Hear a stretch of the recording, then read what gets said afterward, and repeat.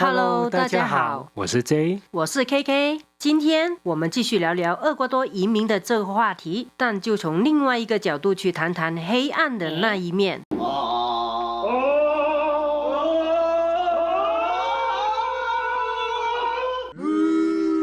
如果还没看过上集影片的朋友，可以先去看看哦。我们谈论了移民厄瓜多尔的8大原因。那么，为什么不要移民厄瓜多？有什么原因导致外国人要离开呢？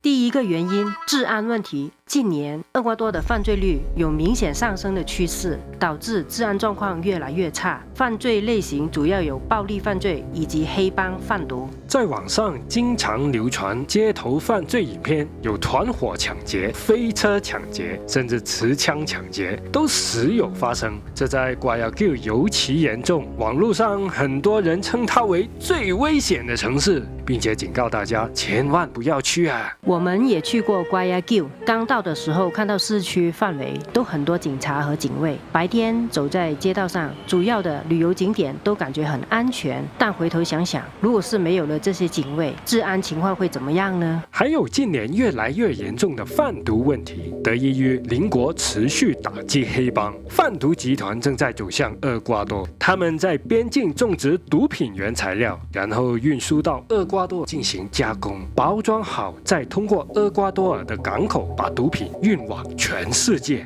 厄瓜多尔总统拉索宣称，这是国际贩毒集团在背后运作。打击贩毒需要各国共同努力合作，但目前来说还未能有效解决。以上这2个主要原因导致厄瓜多今年的治安情况越来越差，尤其是沿海地区。美国领事馆甚至发出警告，通知侨民不要前往 Esmeraldas 地区，因为那里是毒枭大本营。我们看到有很多人一直在努力解决治安问题，但目前的状况确实降低了厄瓜多尔对外国人的吸引力，也让计划前来厄瓜多的外国人增加了不安感。那么当地人是如何应对这个情况的呢？当然是马照跑，舞照跳， party 继续搞。很多人认为，如果因为害怕而不出门，那就等于把街头拱手相让给坏人啊！继续正常的生活就是最好的表态。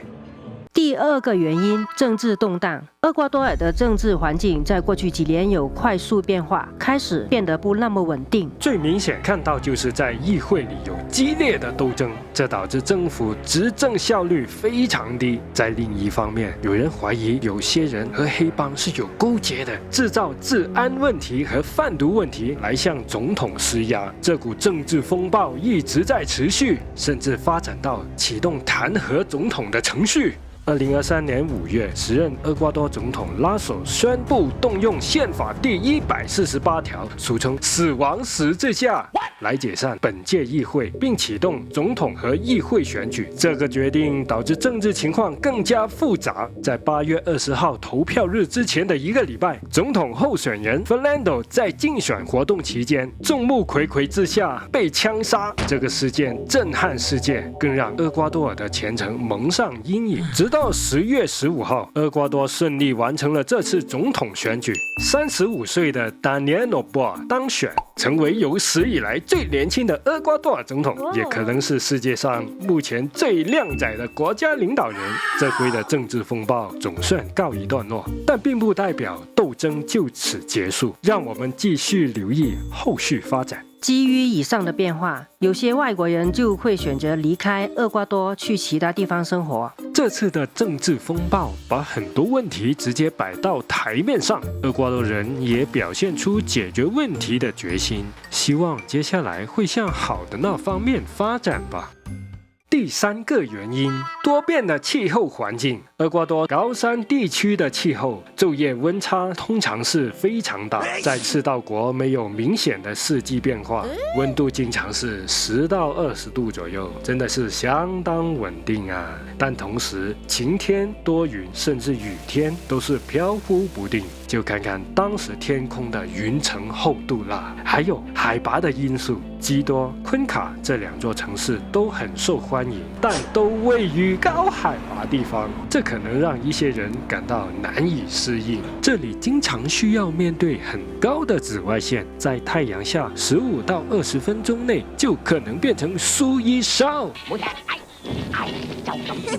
所以必须注意防晒。热带雨林地区的气候潮湿，降雨量丰富，居民在这些地区需要应对潮湿闷热的天气，还要注意防蚊。这里的蚊子可不是善类，被咬之后瘙痒难挡，甚至会红肿好几个礼拜。我自己有体验过，严重的话还可能染上登革热。海岸地区的气候全年温度都比较热，而且潮湿，有种蒸桑拿的感觉。外出时需要承受高温度、高湿度，以及经常会出现降雨，同时也要注意防晒。还有位于地震带的厄瓜多，一直都要应对地震的风险。日常生活经常会感受到小地震，通常是3到4级左右。在近年也有发生过导致数百人丧生的大地震。厄瓜多尔多变的天气和气候环境，还有山区的高海拔环境和存在地震的风险，这让一些外国人身体难以适应而选择离开。如果想了解更详细的气候情况，可以看看我们这支影片哦。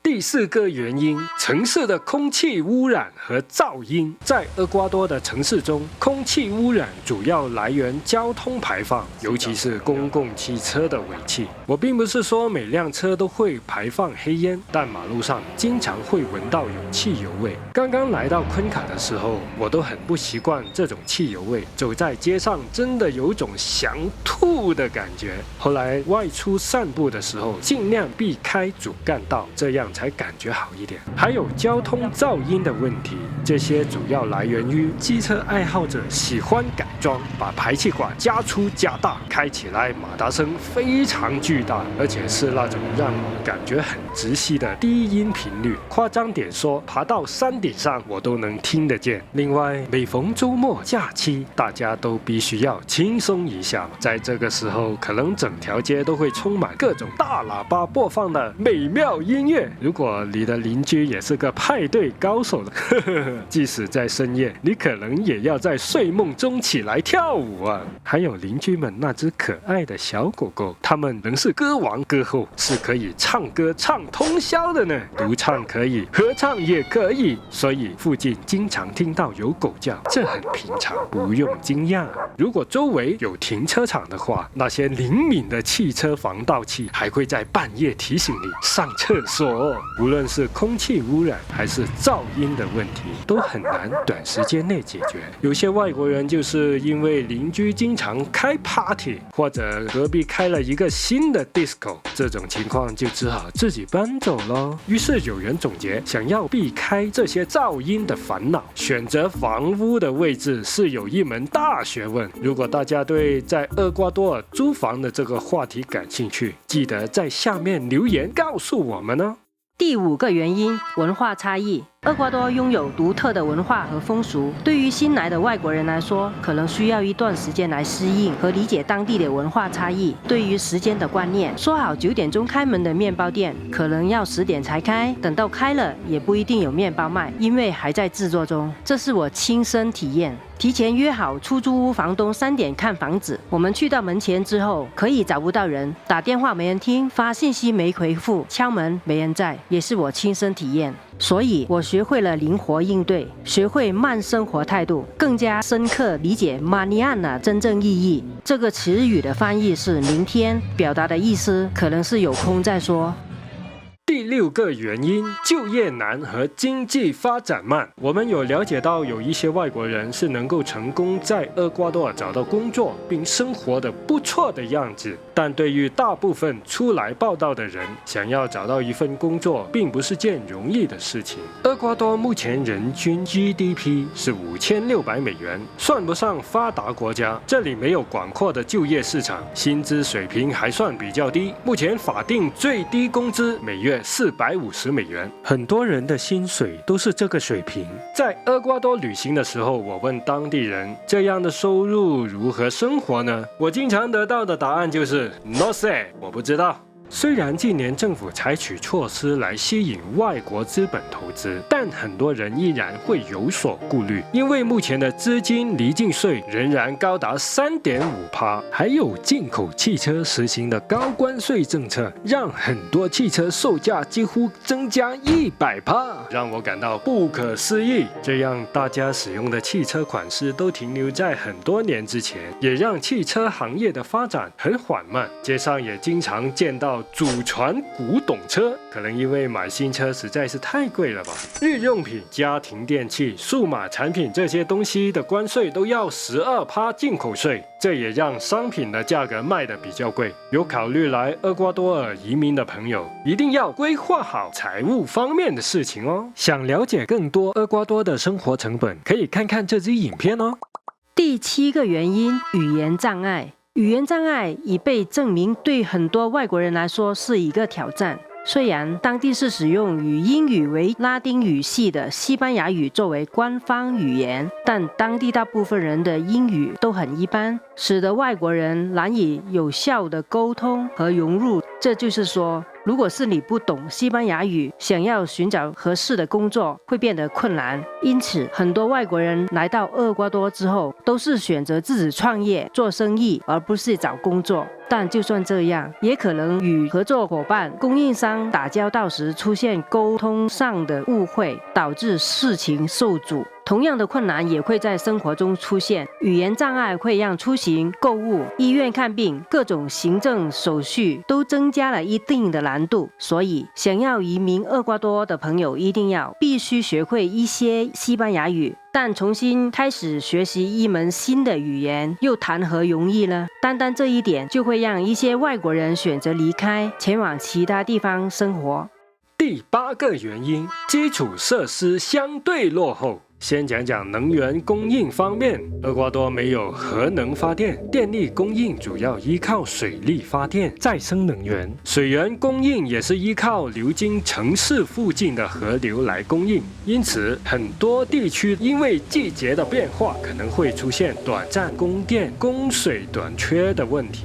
最近就因为电力不足，导致大范围的停電。唔係嘛？停電咁大件事都冇人講啊！11月份，能源部長宣布，直到聖誕前夕，每天都要停電3到4個小時。這個消息馬上引起民眾激烈反應，很多人覺得簡直無法接受。時任總統拉手歸咎於前任能源政策的失敗，還有聖嬰現象導致極度乾旱，而目前正在採取多種方法挽救。但不管怎麼樣，停電的日子已經來臨，每個人都受到了影響。但幸運的是，在開始電力配給計劃的2天後，鄰國哥倫比亞和秘魯都同意將輸送更多的電力來幫助厄瓜多度過這個能源危機。這樣才算是有所緩解了吧。還有就是交通問題，目前山區城市之間的高速公路比較少，這些情況都無法在短期內解決，所以一旦遇上交通意外等突發事件，就會造成大塞車。另外，長途大巴大部分都是私營企業，各路線的服務質量參差不齊，這個不太可靠的交通系統可能會為國內坐車旅行造成一些麻煩，因為治安惡化，導致偶爾有搶劫大巴的案件，這都會增加了旅行風險。當然，我們也可以選擇坐飛機，這是安全可靠的方式，但費用相對來說是貴很多。我還想說說城市裡面的交通，很多地方的出租車都不是按表收費，穩妥的做法，先談好價格再上車。但如果西班牙語不太好的話，就很容易被司機開高價了。之前也談過公交車空氣污染問題，乘坐之前都要有心理準備。可能體驗不是很舒適。目前基多有一條地鐵線路，昆卡有一條輕軌線路，個人感覺乘坐體驗是不錯的。完了嗎？當然沒有。喜歡網購的朋友要注意了，這個國家是沒有郵政系統的，是你沒有聽錯，沒有郵局，所以在這裡網購快递服务费会比其他地方要收的贵一点。那些什么包邮啊、当天发货、隔天到达的服务啊，你想都不要想啦，哈哈哈哈哈哈。但是这并不代表在厄瓜多不能网购。对这方面有兴趣的朋友，请看看我们谈论网购的影片吧。好了，以上就是我们总结的不要移民厄瓜多尔的8大原因，这也是很多外国人离开的原因，也是我们在厄瓜多生活一段时间之后的真实感受。总结这些因素是想客观地传递一个信息，那就是在这里生活也会有不如人意的情况。这可能是厄瓜多和我过往生活地方有很大区别，导致很多经验都要重新累积。无论移民去哪个地方，也会有类似的问题出现，这应该算是移民必修课吧。我们在厄瓜多也有遇到过很多有趣和感动的瞬间。我们上集影片专门谈论过选择厄瓜多尔移民的8大原因，没看过的话，马上点击右上方看看吧。如果你觉得还有其他补充，或者说说你的感受，都欢迎在下面留言分享。移民这个选择是人生中很重要的决定，也是个艰难的决定。那在决定之前，可以前来厄瓜多体验一下风土人情。目前大多数国家的公民都享有90天的旅游免签，买好机票直接来旅游，面对面的体验肯定会更有意思哦。我们是在厄瓜多旅行生活的频道，感谢你看到最后。如果你喜欢这支影片的话，请点赞订阅，我们下支影片再见。